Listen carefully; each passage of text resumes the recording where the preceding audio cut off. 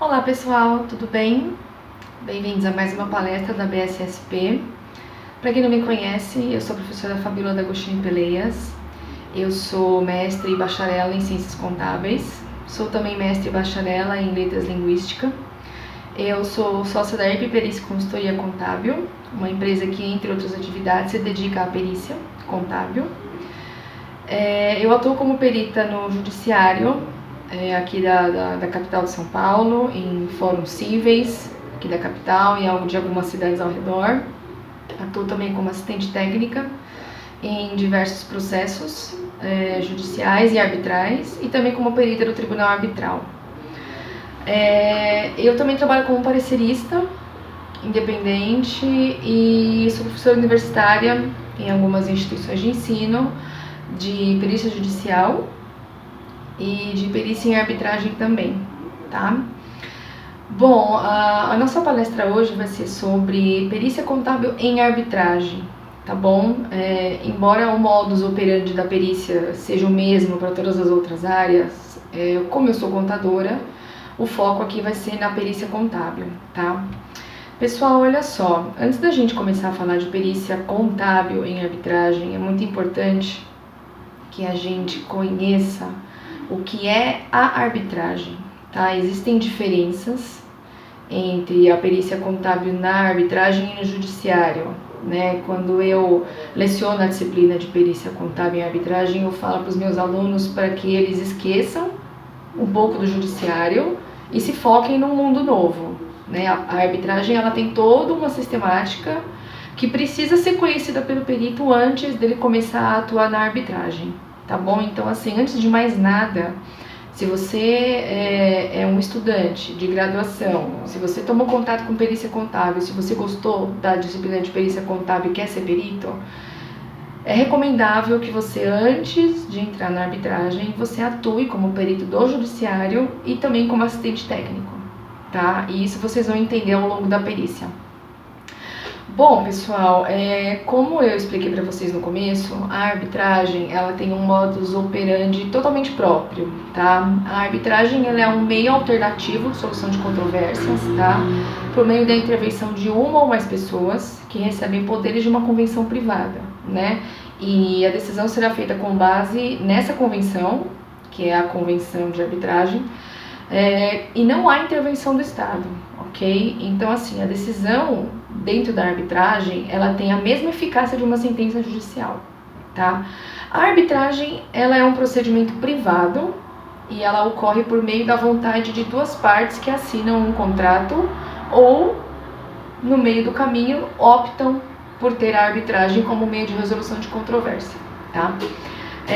Em alguns eventos que eu participei, a professora Selma Lemes, que é uma figura muito importante, muito presente na arbitragem, ela diz que a arbitragem ela não tem o objetivo de descongestionar o judiciário, né? Porque vocês vejam, existem muitos fóruns na capital de São Paulo, no Rio de Janeiro, Espírito Santo, no Brasil todo. E todos esses fóruns têm muitos processos para os juízes julgarem. Então, assim, a arbitragem ela vem como um meio alternativo de solução de controvérsia, junto com a mediação e a conciliação, mas ela não está ali para substituir o judiciário ou descongestionar, até porque não são todas as áreas que podem ser resolvidas por meio da arbitragem, tá bom? Ela é apenas mais um meio de resolução de controvérsias, tá bom? Pessoal, a arbitragem ela é um procedimento bastante antigo, tá? E existem dois cenários, né? O cenário internacional e o cenário no Brasil. Eu vou falar um pouquinho do cenário internacional, bem pouco mesmo, e me focar mais no Brasil, tá? Que é onde eu atuo. Bom, pessoal, a arbitragem ela é um método bem antigo de solução de conflitos particular, embora ela não tenha sido formalizada na base de uma lei durante muito tempo, né? Foi recente, foi de alguns anos para cá que ela se transformou em lei, tanto lá fora quanto aqui no Brasil. Ela já é bem antiga, né? Por exemplo, há registros históricos de lá de 3000 a.C., que já dizia que o Império Babilônico Romano e na Grécia Antiga já havia práticas que se assemelhavam à arbitragem, né? Internacionalmente, ela ficou bem conhecida depois da Primeira Guerra, né? Houve alguns tratados internacionais que foram formulados para regular a arbitragem lá fora. Na história brasileira, ela tem resquícios de presença desde a colonização e o principal foco da arbitragem era solução de controvérsia em questão de divisão de terra pelos colonizadores. Eles brigavam para saber de quem que era aquela terra. E os mais antigos árbitros, né, que são os julgadores dentro da arbitragem, eram os papas. Eles é que tratavam desse tipo de controvérsia, tá? Pessoal, olha só, a arbitragem, agora vindo para o Brasil, ela está instituída tanto dentro do CPC, quanto ela tem uma legislação própria, tá? É importante que vocês entendam que a arbitragem, ela não depende do CPC para existir. A arbitragem tem uma legislação própria, tá? O fato dela estar presente em alguns artigos do CPC não significa que ela está sujeita ao CPC, tá bom? Praticamente todos os conceitos que estão dentro da lei de arbitragem também estão dentro do CPC, né? Embora, como eu já falei, não haja essa vinculação de um com o outro, tá? A lei de arbitragem aqui no Brasil, ela foi formalizada somente em 1996. Contudo, antes disso, né, como a gente já conversou, já existia arbitragem. Naquele ano, a lei foi conhecida como Lei Marco Maciel. Por quê? Porque foi o político Marco Maciel, na época, que sancionou essa lei. É a Lei 9.307/96, que foi a primeira lei de arbitragem. Porque lá em 2015 houve, né, a instituição de uma outra lei que complementou e ajustou alguns capítulos da Lei 9.307. E essa Lei 9.307, ela traz as disposições gerais sobre a arbitragem, ela fala da convenção de arbitragem, ela fala dos árbitros, ela fala do procedimento arbitral em si, tá? Da sentença arbitral, ela fala do reconhecimento e execução de sentenças arbitrais estrangeiras, que tem um procedimento todo específico, e ela traz também as disposições finais, tá? Lá em 2015, por meio da Lei 13.129, a Lei 9.307 foi ajustada em alguns capítulos, no capítulo das disposições gerais, que incluiu alguns artigos, o parágrafo 1º e o 2º, né, que também permitiu o uso da arbitragem pela administração pública direta e indireta, que até então não existia essa formalização, tá? No seu capítulo 4º também trouxe uma divisão em A e B, e fala das tutelas cautelares e de urgência, tá? E da carta arbitral. Pessoal, olha só, como eu já falei para vocês, não existe interferência estatal dentro da arbitragem, tá? O juiz de direito cuida dos seus processos e os árbitros cuidam dos processos arbitrais, tá? Uma coisa não se mistura com a outra e não interfere na outra. Contudo, há a prerrogativa na lei de arbitragem que diz que antes de instituir a arbitragem, né, ou seja, antes da escolha dos árbitros e da formalização dos árbitros como aceite pela arbitragem, as partes podem recorrer ao judiciário para medidas de tutela de urgência, pura e simplesmente, tá?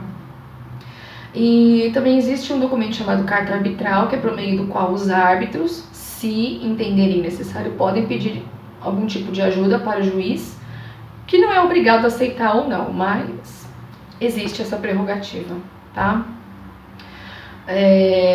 A Lei 3.129 também trouxe uma modificação na questão do reconhecimento de execuções estrangeiras, porque o que acontece?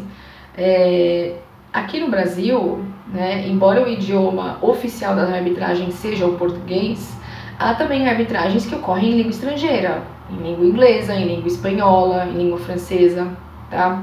Então, assim, algumas arbitragens que são de empresas brasileiras que ocorrem em território estrangeiro e depois vêm para cá, então essas sentenças que são proferidas lá fora precisam ser homologadas aqui dentro, né? Antigamente, pela Lei 9.307, era o STF que deliberava sobre isso, hoje é o STJ, tá? E a Lei 3.129 também, na redação do seu texto original, ela tinha um adendo que permitia algumas arbitragens trabalhistas, tá? Esse artigo foi vetado na lei original, no rascunho original, e depois, por meio de uma emenda, né, pela proposta de lei complementar 38, passou a ser permitida a arbitragem em causas trabalhistas apenas para uma situação específica, né, que são executivos que têm teto superior 2 vezes o salário mínimo, né, 2 vezes acima do teto da Previdência. Então, assim, pessoal, o procedimento arbitral, ele tem legislação própria, tá? Ele tem um modus operandi próprio e ele tem algumas características, né? Como eu falei para vocês lá no comecinho, ele pressupõe uma convenção, um acordo entre as partes. Quando uma parte formula um contrato de prestação de serviço, de compra e venda com alguma outra parte, o que acontece? Todos os contratos precisam ter algum fórum para dirimir controvérsias. Nos contratos em que há a arbitragem como meio de solução de conflito, não vai haver fórum, vai estar escrito lá embaixo. Qualquer conflito será dirimido por meio de arbitragem, tá bom? Então, assim, para que haja uma arbitragem, ambas as partes têm que concordar, já que é um procedimento particular, que não está dentro do judiciário, ok? Além dela ter essa característica do acordo, do consentimento das partes, uma das características principais da arbitragem é a celeridade, né? Como nós peritos já sabemos, muitos processos em que a gente atua, seja ele físico ou digital, tem aí um tempo de maturação, né? Muitas vezes a gente é nomeado perito, o processo já está rolando há muitos anos, então a gente nunca sabe quanto tempo que um processo vai durar no judiciário, depende muito do juiz, da organização da vara, do número de processos que tem dentro daquela vara, enfim, depende de várias coisas.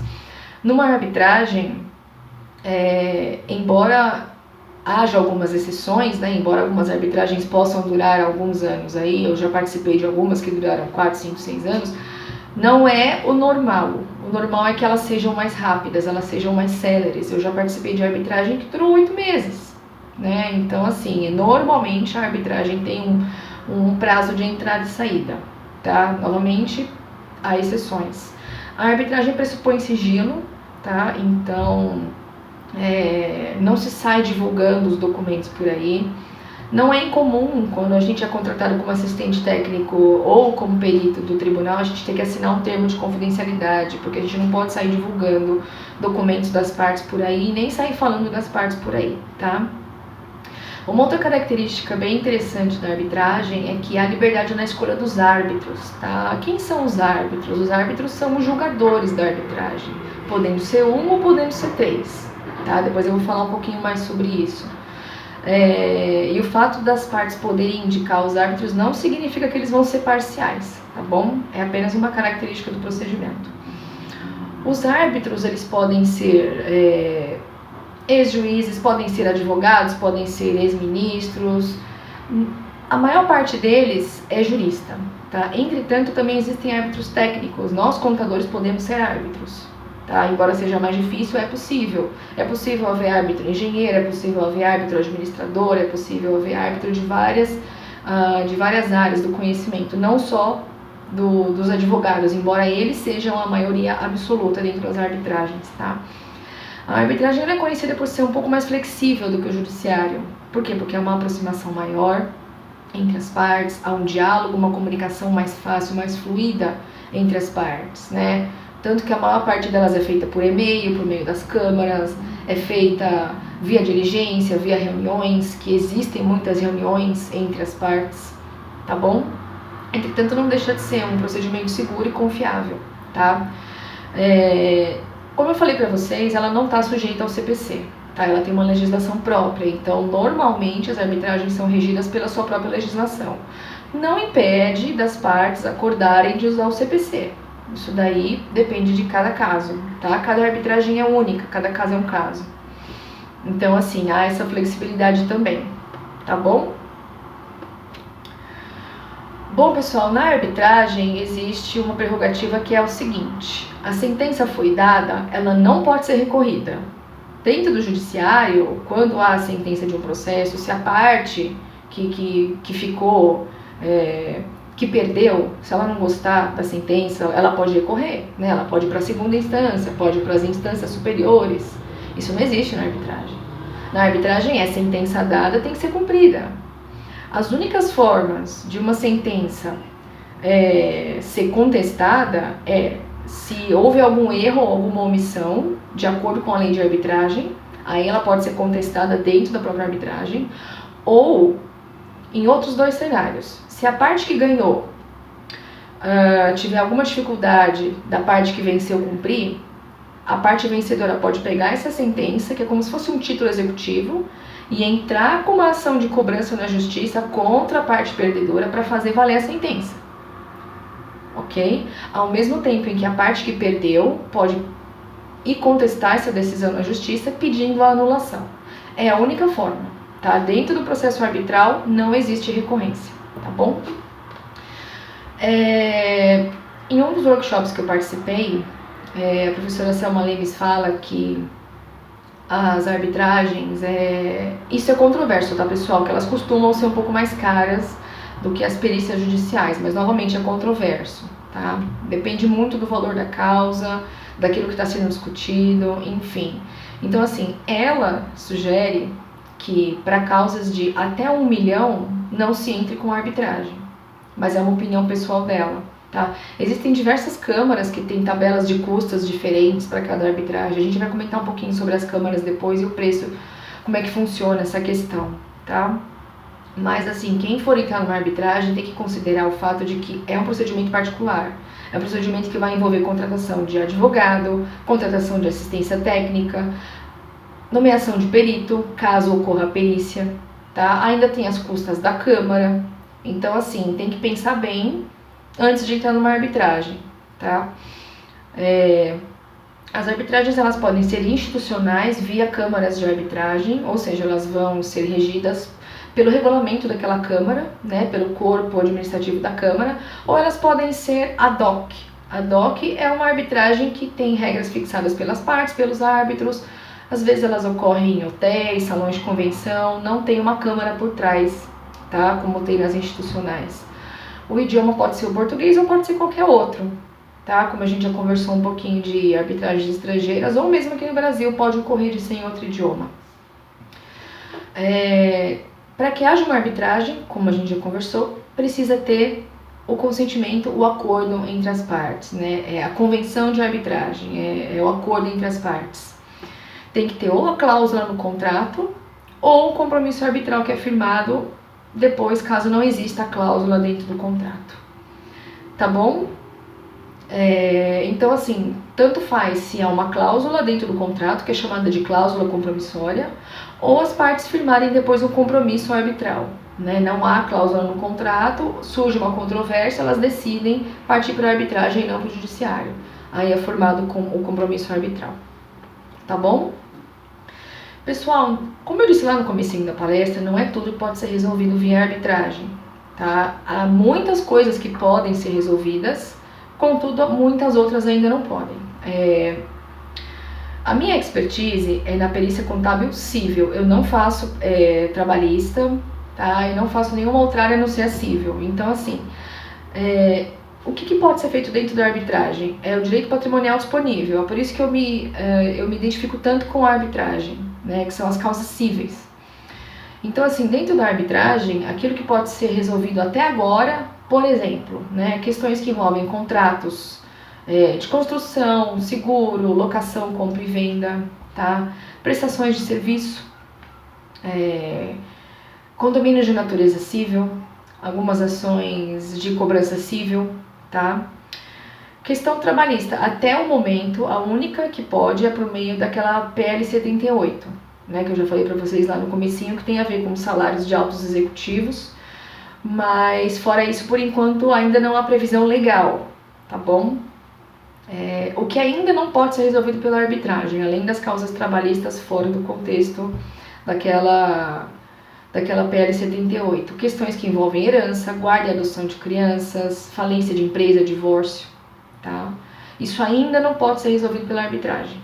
Não se sabe se vai poder algum dia, então por isso que a gente fala que ainda não pode ser resolvido. Vou tomar uma aguinha.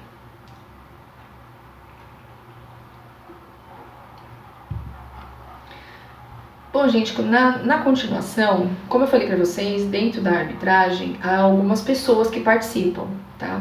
Quem normalmente participa de uma arbitragem são os advogados e ou representantes das partes, né? Não é incomum ver pessoas da empresa numa audiência arbitral, tá? Os advogados sempre vão estar. Testemunhas são muito bem-vindas na arbitragem, peritos e assistentes técnicos, caso haja, tá? E, bom, a gente já falou um pouquinho dos árbitros, né, que eles podem ser juristas quanto podem ser técnicos, embora a maioria sejam juristas, né.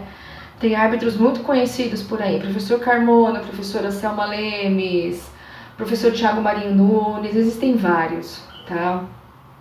Esses são todos juristas. E os árbitros, eles são jogadores, né? Não, pessoal, não existe a profissão de árbitro, tá? O árbitro, ele só é árbitro quando há uma arbitragem. Acabou a arbitragem, ele deixa de ser árbitro, tá bom? O árbitro, ele pode ser um único ou podem ser 3, sempre em número ímpar, tá? Existem alguns tribunais arbitrais que tem 5, em que os 2 da ponta são suplentes, caso aconteça alguma coisa com esses 3 aqui. Mas o normal é ver 1 ou 3, tá bom? Como que acontece quando é um único árbitro, né? As partes, em acordo, têm que escolher esse árbitro para julgar a causa. E quando é o tribunal arbitral, cada parte vai indicar um árbitro, seja ele da lista da Câmara ou seja um árbitro qualquer, que eles tenham confiança no trabalho. Esses 2 árbitros vão escolher um terceiro, que vai ser o presidente, tá? Embora haja um presidente e os 2 árbitros, que são chamados de coárbitros, a decisão dos 3 tem o mesmo peso, tá bom? E, pessoal, novamente, isso tem que ficar bem claro. O fato de cada uma das partes ter a possibilidade de escolher um árbitro não significa que aquele é o árbitro que vai representar a parte. Não tem nada a ver. Faz parte do modus operandi da arbitragem essa flexibilidade. Esse árbitro não é parcial. Os 3 árbitros são imparciais, ok? Bom, gente, como eu já mencionei, existem órgãos chamados câmaras arbitrais, por meio dos quais rege-se uma arbitragem quando a arbitragem é institucional, tá? E o que são essas câmaras arbitrais, né? Elas são, ou centros de arbitragem, são empresas privadas que têm CNPJ próprio, que prestam um serviço de arbitragem, né? Elas vão fazer toda a administração do procedimento arbitral, toda a parte de secretaria, toda a parte de comunicação entre as partes. O secretário da Câmara, que vai intermediar todas as comunicações, né, as peças processuais de uma parte e de outra, laudos periciais, decisões dos árbitros, que são as ordens, que são as OPs, né, que depois eu vou falar para vocês o que é. São todas intermediadas pela Secretaria da Câmara, então é a Secretaria sempre que vai entrar em contato com todas as partes, normalmente via e-mail, tá? Algumas partes recebem peças físicas, peritos sempre recebem, alguns assistentes às vezes recebem, depende muito das regras da Câmara, tá bom? Então a Câmara é uma empresa que tem CNPJ próprio, tá? Cada Câmara tem a sua forma de indicação de árbitros, algumas têm listas em que os árbitros se inscrevem, e outras inclusive têm listas até de perito, tá? Não sei dizer para vocês, porque cada uma é de um jeito, cada uma tem a sua tabela de custas. Então, assim, o serviço que ela presta é por hora em relação aos árbitros, né? Os árbitros têm um valor de hora, né? Quando os árbitros são indicados pelas partes, eles vão prestar um serviço, eles vão receber por hora técnica, tá? Assim como as partes terão que pagar as custas da Câmara, que também são em valores de horas ou pacotes fechados, tá bom? E aí precisa ler o regulamento de cada Câmara, tá? Existem diversas câmaras arbitrais aqui no Brasil, tem a Câmara de Comércio Brasil-Canadá, tem a Câmara da Fiesp-Ciesp, tem a Câmara de Arbitragem da BMF-Bovespa, tem a Câmara da Corte Internacional de Arbitragem, tem a da FGV, tem a Chamber of Commerce for Brazil, tem a Câmara Italiana, enfim, tem diversas, tá? Algumas são especializadas em casos de causa maior, outras em casos de causa menor, tá? Aí vai de cada uma também. E pessoal, esses procedimentos costumam ser um pouco mais caros porque a Câmara de Arbitragem ela tem toda uma estrutura própria, né? Como eu disse para vocês, é muito comum a ocorrência de audiências numa arbitragem. Então a Câmara de Arbitragem ela precisa ter espaços destinados para que as partes possam se reunir com antecedência, né? Então há salas separadas para que as partes possam ter uma privacidade, tem toda uma acústica para que a outra parte não escute, tem a parte da recepção, tem a sala de espera, tem copa, porque é muito comum as audiências durarem um dia inteiro, 2, 3 dias. Então, assim, as pessoas que estão lá dentro têm que ter o apoio também de uma copa, né? E a sala de audiência em si, que tem toda uma estrutura tecnológica, tem microfone para as partes, algumas têm computador, internet com Wi-Fi, projetor, tem as disposições, né? De um lado fica cada parte, no meio fica o perito e os árbitros. Enfim, é toda uma modernidade, né? Normalmente as audiências são gravadas, tem uma equipe de apoio que fica ali do lado para atender as pessoas se necessário. Enfim, é todo um aparato tecnológico aí, então acaba sendo um pouquinho mais caro mesmo, tá? Bom, pessoal, dado esse início sobre a arbitragem, que é muito importante que o perito conheça, já que ele vai transitar nesse meio aí, a gente vai falar um pouquinho agora do procedimento arbitral, né? O que é um procedimento arbitral? Como que ele é instituído? Como que ele ocorre? Será que é muito diferente de um processo judicial? Enfim. Pessoal, pensando lá num processo judicial, eu vou dar o exemplo do cível, que é onde eu mais atuo, né? A gente tem lá a inicial, em que a parte está instituindo o processo, a contestação, antes tem a citação, aí tem a réplica da parte A, a tréplica, se houver, pedido de produção de provas, né? Caso haja solicitação, nomeação de perito pelo juiz, né? Entrega do laudo pelo perito, se necessário, entrega de esclarecimento, se as partes quiserem, indicação de assistente técnico. Por fim, memoriais das partes e a sentença, tá? Um procedimento arbitral é mais ou menos parecido, tá? Levando em consideração tudo que a gente já falou, questão de árbitro, questão de câmara, tá bom? Então isso precisa ficar bem claro. A arbitragem ela é conhecida por ter 3 fases, tá? Ela tem a fase arbitral, aliás, ela tem a fase pré-arbitral, ela tem a fase arbitral, que é onde ocorre a perícia, caso ocorra, e a fase pós-arbitral, que é depois da sentença. Então, pessoal, assim, em linhas gerais, na fase pré-arbitral, vai ser a instituição da arbitragem. A parte que quer dar início à arbitragem, ela vai fazer um requerimento de arbitragem, né? Ela vai se dirigir até a Câmara, ela vai solicitar o requerimento de arbitragem para entrar com a arbitragem contra a outra parte, tá? A outra parte vai ser intimada, ok? Ela vai responder o requerimento de arbitragem. A parte A, ela vai dar um tipo de réplica, e aí as partes vão assinar um documento que chama termo de arbitragem, que é onde começa a arbitragem de fato, tá? E aí nesse meio tempo, tudo ao mesmo tempo está acontecendo. Tem a escolha de árbitros, tem a manifestação das partes sobre os árbitros, as partes podem se manifestar sobre os árbitros que cada uma escolhe, se tem alguma objeção ou não, tá bom? Os árbitros podem dizer se vão aceitar ou não, né? Às vezes o árbitro está impedido.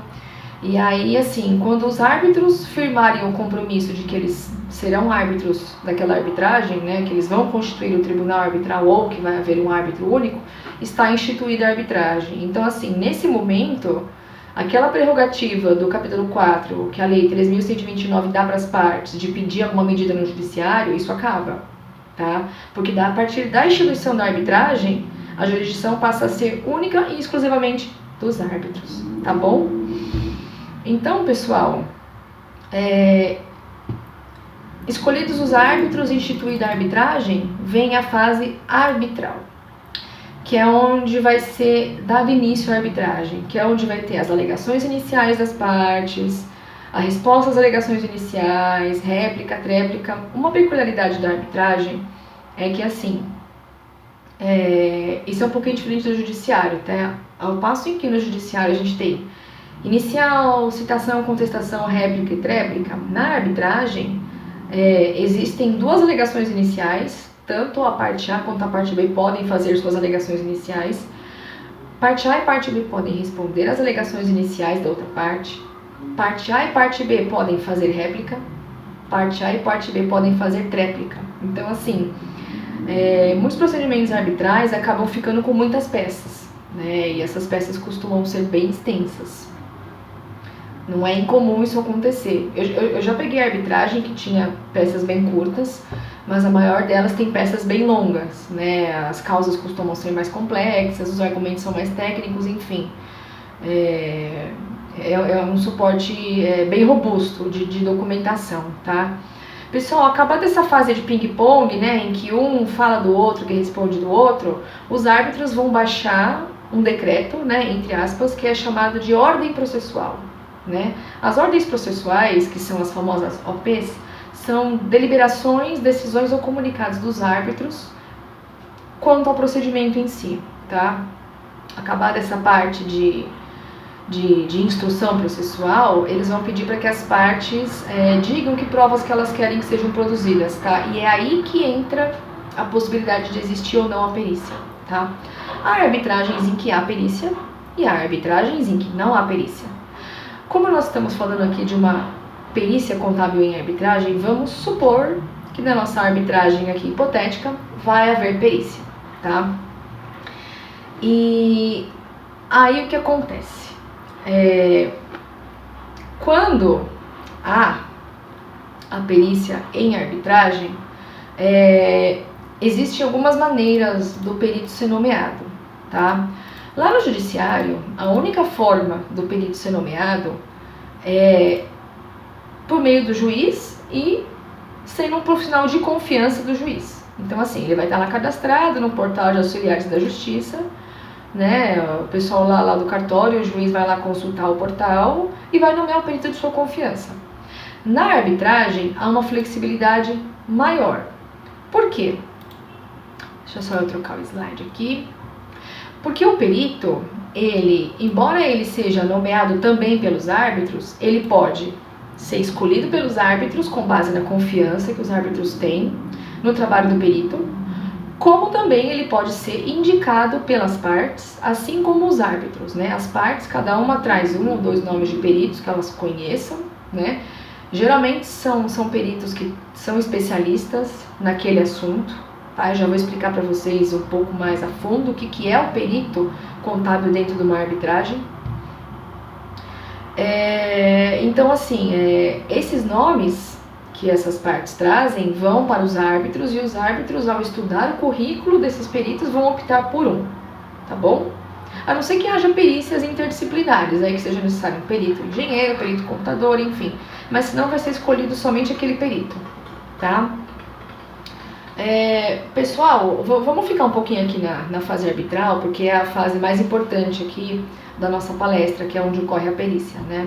Bom, continuando,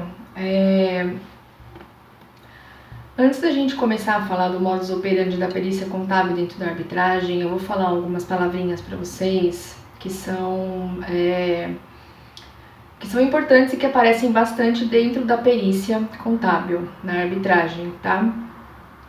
O perito, né? O perito, ele tem a mesma equiparação no judiciário, né? O perito é aquele profissional que vai ser designado por um árbitro, né, dentro da arbitragem, para auxiliar no deslinde de uma causa, por meio da produção técnica, que é o laudo, tá? Isso é a mesma coisa na arbitragem e no judiciário.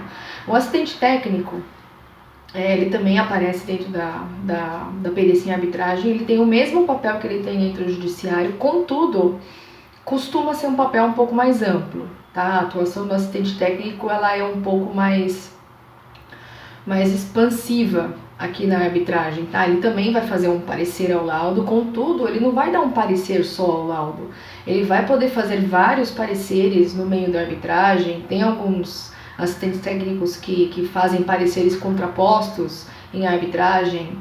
Eles vão fazer os quesitos das partes, eles vão se reunir com os peritos, eles vão acompanhar os peritos na diligência, eles vão ser inquiridos na audiência, eles vão falar na audiência, né? Então eles têm um papel bem importante também, o assistente técnico. Tem uma figura que é bem específica da arbitragem, que é a testemunha técnica, ou em inglês expert witness. Uma testemunha técnica é um profissional técnico especializado em determinado assunto, ele pode tanto ser contratado por uma das partes na arbitragem, né? É uma figura independente que não tem nada a ver com a arbitragem, mas no meio do caminho ela pode ser contratada por uma das partes. Isso aqui no Brasil, tá, pessoal? Lá fora é diferente. Essa testemunha técnica pode ser contratada por uma das partes para dar um depoimento técnico em alguma audiência, tá? Ou no modo internacional, uma testemunha técnica é chamada pelo tribunal arbitral ou pelo árbitro para dar algum tipo de depoimento técnico. Nesse caso é uma testemunha imparcial, né? Aqui no Brasil acaba sendo um pouquinho parcial, porque normalmente são as partes que contratam. Isso quando não é o assistente técnico da parte que faz o papel de testemunha técnica, tá? Tem um outro profissional que também aparece muito dentro da arbitragem, não necessariamente quando tem perícia, costuma aparecer, tá? Que é o parecerista independente. Acontece no judiciário às vezes também, né? Uma das partes contratar um profissional renomado, seja ele um jurista, seja ele um técnico de outra área, para dar um parecer, né? Normalmente é uma pessoa que não tem nada a ver com o procedimento arbitral, vai dar um parecer escrito e vai ser colocado dentro do procedimento arbitral. E a diferença entre a testemunha técnica e o parecerista é que a testemunha técnica dá um depoimento, né? E o parecerista faz um parecer escrito, tá bom? Lembre-se desses 3 nomes que eu vou falar agora. Inquirição direta, ou direct examination, inquirição cruzada, ou cross-examination, e hot tubbing, tá? O pessoal fala que é a banheira, caldeirão fervendo, tá? Fiquem com esses nomezinhos aí depois que a gente vai falar sobre eles, tá bom? Bom, gente, agora é a perícia em arbitragem mesmo, né? Vocês viram que a gente ficou aí meia hora falando só da arbitragem, só do modus operandi da arbitragem. Imagina um perito do judiciário que nunca ouviu falar em arbitragem. Muitos peritos não sabem o que é arbitragem, né? Acreditam que a arbitragem é aquilo que o árbitro faz no futebol, né? Ou é o que ocorre no mercado financeiro também.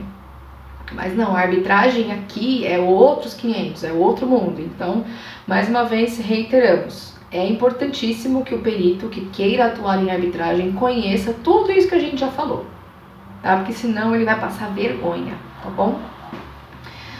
Bom, gente, o perito, assim como no judiciário, o perito na arbitragem ele é nomeado, tá? Eu já expliquei pra vocês, ou as partes indicam nomes que depois são analisados pelos árbitros e um deles apenas é escolhido, ou os árbitros escolhem, nomeiam um perito de sua confiança, ou algumas câmaras têm listas de peritos, tá? E aí os árbitros vão escolher por meio daquela lista.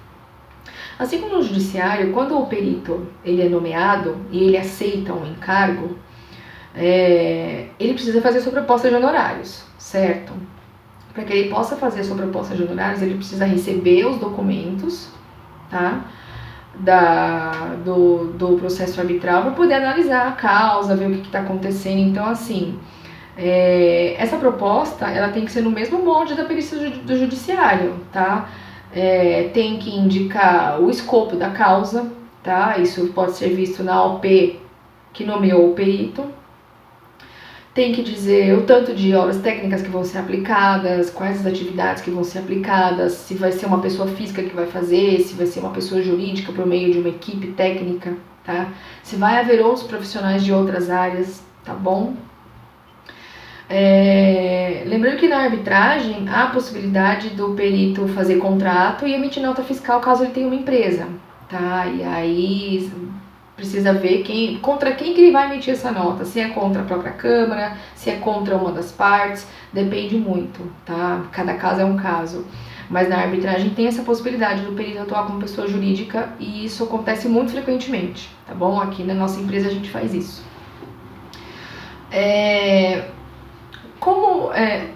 Assim, para essa proposta de honorários, o perito ele precisa considerar algumas coisas, tá? Que a gente vai falar depois. Antes do perito iniciar a perícia, mesmo antes dele fazer a proposta de honorários, como eu falei para você, é importantíssimo que ele peça para a Câmara de Arbitragem todas as peças do processo, tá? E por que isso tem que acontecer? Nós peritos já estamos acostumados, pelo menos aqui em São Paulo, né, eu sei que em algumas outras unidades da federação também é assim, a ter um sistema chamado ESAGE, que é por onde a gente consegue baixar os processos digitais, né, via senha, que o cartório nos envia, e aos processos físicos que a gente precisa fazer carga no fórum. A arbitragem é um pouco diferente, tá? Não existe um ESAGE dentro da arbitragem ainda, tá? As câmaras, cada uma tem o seu modo, algumas enviam as peças processuais via nuvem, via arquivo zipado, algumas mandam tudo impresso, algumas pedem para as partes enviarem. Então, assim, o perito precisa ter ciência de que ele recebeu todas as peças da arbitragem, tá? Não é raro o perito ficar sem receber alguma coisa, né? Nessa parte, o judiciário tá um passo à frente da arbitragem ainda, mas é necessário que ele tenha todas as peças, tá? Para não ter surpresas desagradáveis depois, tá bom? Dentro da perícia em arbitragem ocorrem muitas reuniões, ocorrem audiências, os assistentes técnicos querem se reunir com o perito tem que se reunir com os assistentes técnicos porque os clientes, né, que são os patronos, as partes que os contrataram, demandam que isso aconteça, né? Então, assim, não é incomum ter uma, duas, três, quatro, 5 reuniões de perito com assistente técnico. Perito e assistente técnico estarem juntos em diligência é completamente normal, tá bom? Então, o assistente técnico não vai só fornecer e-mail para o perito via e-mail, ele vai ver o perito, ele vai socializar com o perito dentro do procedimento, claro. É comum haver uma reunião entre peritos e assistentes técnicos antes da entrega do laudo. No judiciário também existe essa previsão, na arbitragem quase sempre ela ocorre, tá? E normalmente, pessoal, dentro de uma arbitragem, quando tem perícia, após o perito entregar o laudo e ou os esclarecimentos, é solicitada uma audiência. E nessa audiência o perito vai ter que falar sobre o laudo, tá? Algumas vezes eu já participei de arbitragem que a gente entregou o laudo, já teve que ir para audiência. Outras eu participei de arbitragens em que a gente entregou o laudo, as partes fizeram pareceres indicando pontos favoráveis, desfavoráveis, a gente teve que ajustar, que foi como se fosse um esclarecimento. Aí a gente, depois que entregou esse esclarecimento, aí que teve audiência, tá? Algumas vezes, depois da audiência, o perito é solicitado a complementar a perícia também. Então, não é só o laudo e o esclarecimento que o perito vai entregar, pode ser que ele tenha que entregar mais alguns documentos também, tá bom? A perícia técnica em arbitragem, ela está prevista na lei de arbitragem, no artigo 22, tá? Precisa ver se nas câmaras arbitrais tem algum regulamento específico para perícia. Se não tiver, segue a lei de arbitragem, tá? Como eu já falei para vocês, o perito ele é escolhido pelos árbitros, os assistentes técnicos são de confiança da parte, a mesma sistemática do judiciário, tá?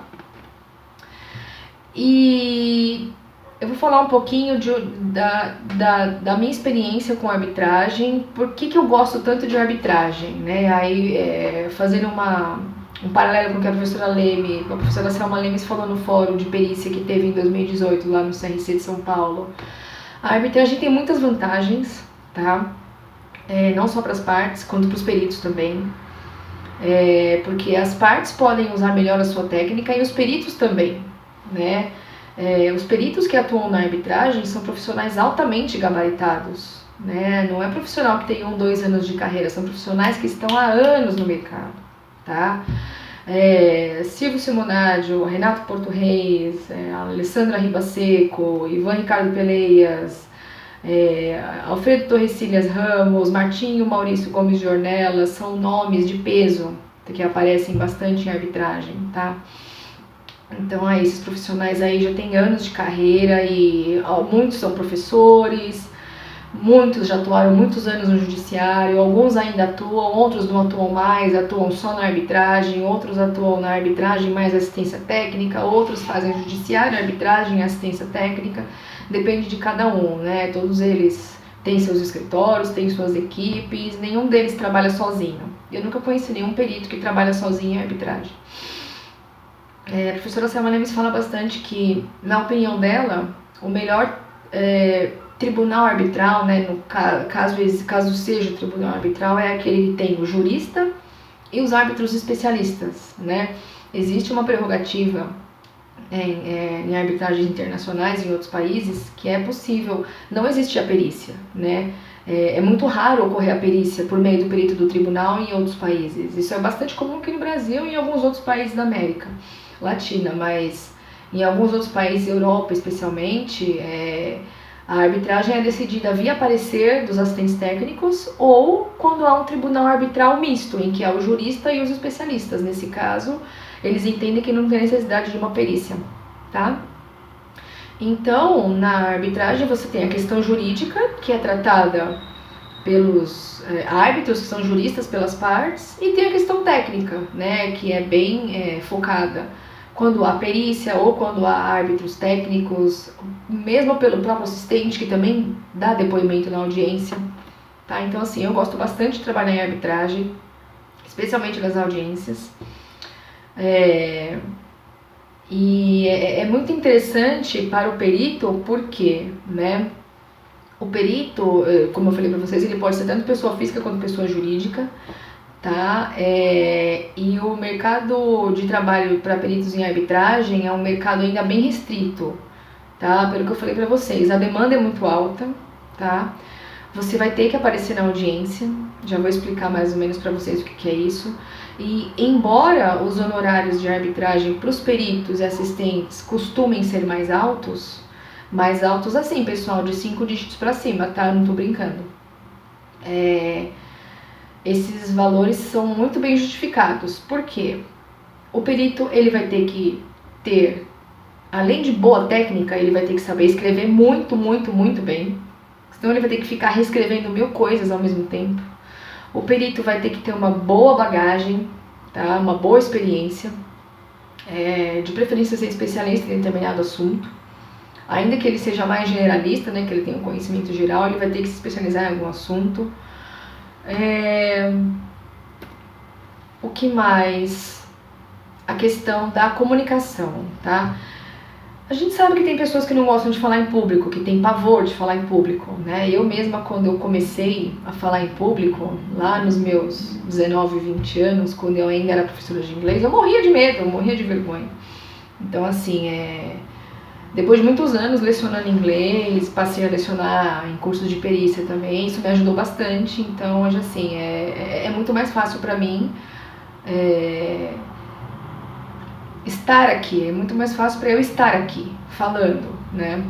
Mas muitos profissionais não conseguem, tem medo, tem vergonha. Então, assim, quem tem essa vontade, quem é um profissional que já tem experiência, que já se sente confiante, que tem uma boa técnica, uma boa redação, que tem vários anos de carreira aí no judiciário como assistente e quer estar em arbitragem, a minha recomendação vai fazer um curso de oratória, um curso de comunicação verbal, para se soltar, aprender técnicas de como falar em público, tá? Porque você vai ter que falar em público, você vai ter que falar na audiência. E você vai ser inquirido, né? Você vai ser inquirido se você for perito do tribunal ou se você for assistente técnico. Se você for perito, você vai passar por uma cross-examination, que é a inquirição cruzada. Todo mundo vai te perguntar coisa. A parte A, a parte B e o tribunal. E você vai ter que responder. Se você for assistente técnico, você vai passar por inquirição direta pela parte que te contratou e por inquirição cruzada também. Você vai ser jogado no meio da audiência, no meio do caldeirão, que é o hot tub, que é a famosa acareação, né? Normalmente, quando o perito entrega o laudo de esclarecimento, ele tem que apresentar o seu laudo na audiência. Ele vai ter que fazer uma apresentação em PowerPoint, em slides, ele vai ter que saber o seu laudo de cor e salteado, porque se der um branco lá na frente, ele vai passar vergonha, né? Os advogados vão jogar casca de banana em você, vão fazer pergunta capciosa, vão fazer perguntas maldosas. Você vai ter que saber lidar com ofensas e ataques verbais também. Então, assim, recomendação minha, que eu pratico aqui na minha empresa, meu sócio, outros colegas. Se você é perito, se reúne com a sua equipe alguns dias antes da audiência, né? As audiências são sempre marcadas com antecedência. Tenta antecipar possíveis perguntas que vão ser feitas para você, tanto das partes quanto do tribunal. Óbvio, sempre em relação ao trabalho, né? Como eu falei para vocês, alguns advogados têm os artifícios da casca de banana, então você tem que estar preparado para não cair em armadilha também, tá? Se você é assistente técnico, normalmente o seu cliente vai querer se reunir com você alguns dias antes para fazer a mesma coisa, para tentar antecipar o que a outra parte vai perguntar, o que o tribunal vai perguntar.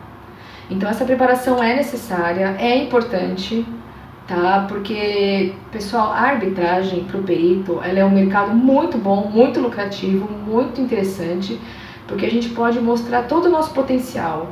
Só que ao mesmo tempo, se você comete um erro, se você fala uma besteira muito grande, claro que todo mundo é humano, todo mundo tem direito de errar.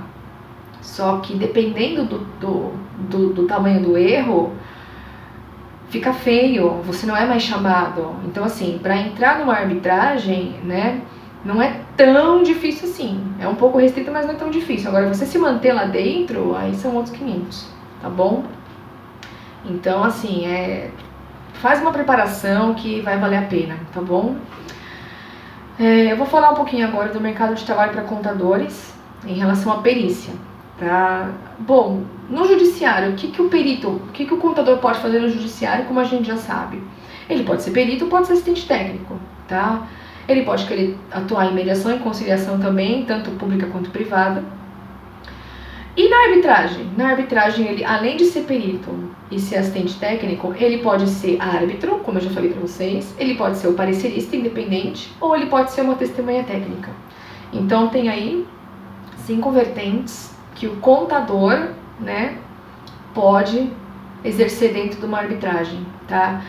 Mas, Fabiola, como é que a gente faz para ser árbitro, para ser perito, para ser assistente técnico na arbitragem? Como é que eu entro numa arbitragem? Bom, como eu já falei um pouquinho para vocês, não é tão fácil, mas também não é impossível, tá? Quais são as dicas que eu costumo dar para os meus alunos para entrar numa arbitragem?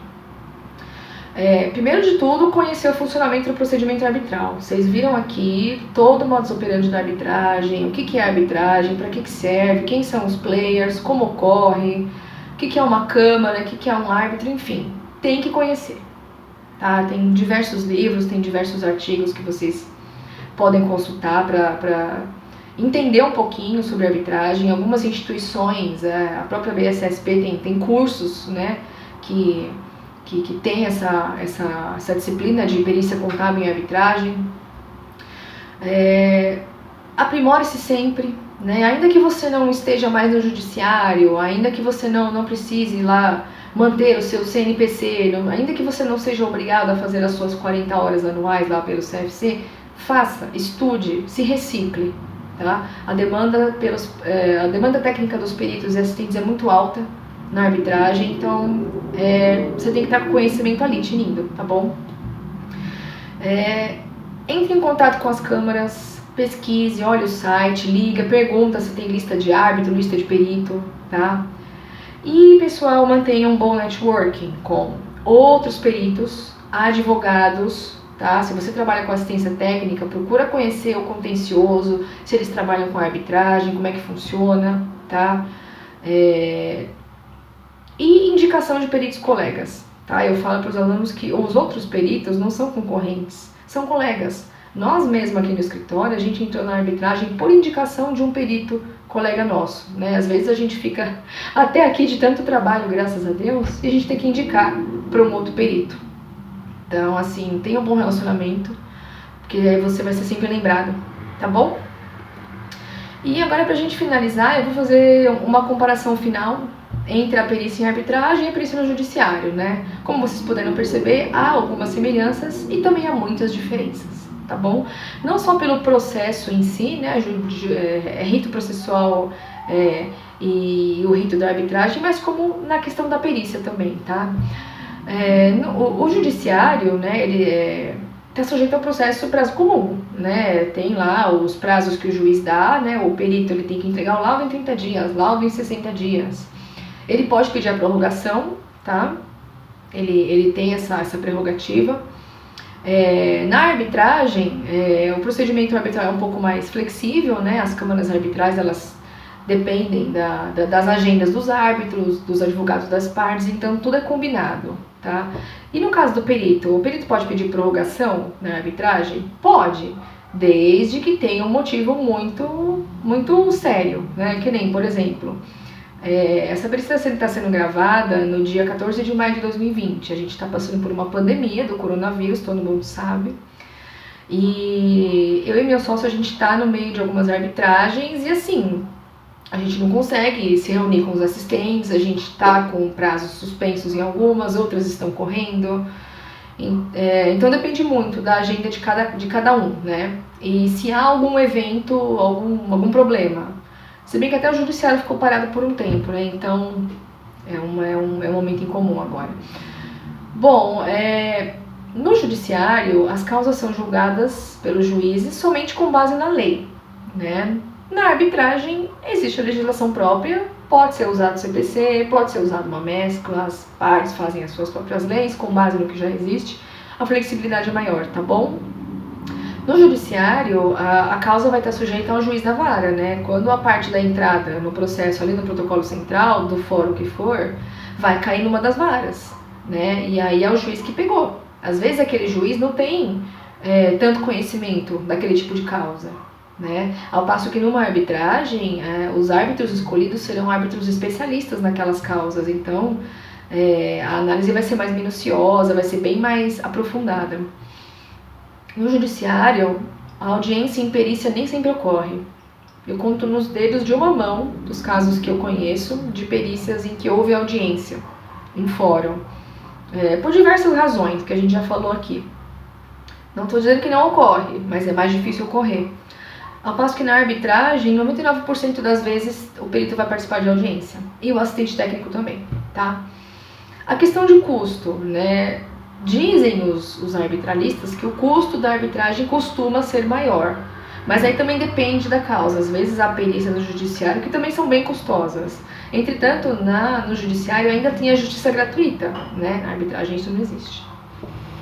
No judiciário, a sentença em primeira instância pode ser recorrida para segunda instância e instâncias superiores. Na arbitragem isso não é possível, apenas pode ser pedida para ser anulada, né? Ou a parte que ganhou e não vê a sentença ser cumprida pode pedir que seja cumprida no judiciário, mas não se recorre dentro da arbitragem.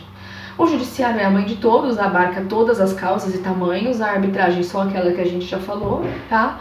E no judiciário, assim como as partes estão sujeitas ao juiz que cair, ao juiz da vara, estão sujeitas ao perito que for nomeado. Às vezes aquele perito que foi nomeado não tem tanto conhecimento técnico da causa para a qual ele foi nomeado. Na arbitragem já é diferente, os peritos são escolhidos a dedo, assim como os árbitros. Então é isso, pessoal. Espero que vocês tenham gostado. Essa foi uma introdução à perícia contábil em arbitragem. E espero que vocês aproveitem, tá bom? Eu sou Fabiola Agostinho Pelenhas. E muito obrigada pela participação. Tchau, tchau.